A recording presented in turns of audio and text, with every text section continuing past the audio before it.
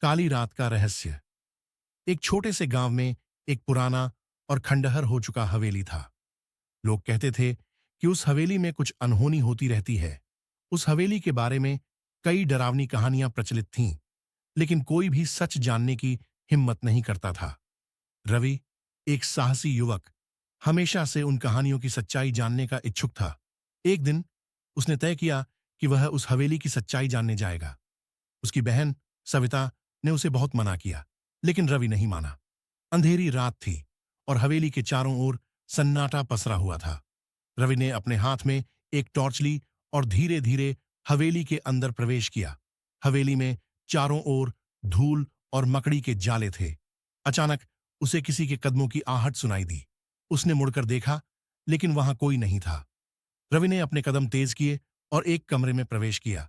वह कमरा बहुत बड़ा था और उसकी दीवारों पर पुराने चित्र लगे हुए थे। उन चित्रों में कुछ अजीब सी बातें दिखाई दे रही थीं। तभी उसे लगा कि कोई उसके पीछे खड़ा है। उसने मुड़कर देखा तो वहां एक बूढ़ी औरत खड़ी थी। उसकी आंखें लाल थीं और वह बिना पलक झपकाए रवि को घूरे जा रही थी। रवि डर से कांपने लगा। वह भागने की कोशिश करने लगा, लेकिन उसके पैर जैसे जड़ हो गए थे। वह औरत धीरे धीरे उसके करीब आ रही थी। अचानक उसने जोर से चिल्लाया और वह औरत गायब हो गई। रवि ने सोचा कि यह उसका भ्रम था, लेकिन तभी उसने महसूस किया कि कोई उसकी गर्दन को छू रहा है। उसने डर से आंखें बंद कर लीं और जब उसने दोबारा आंखें खोलीं, तो वह खुद को हवेली के बाहर पाया। उसके शरीर पर पसीने की बूंदें थीं और उसकी सांसें तेज चल रही थीं। उसने दौड़कर गांव वापस जाने का निर्णय लिया।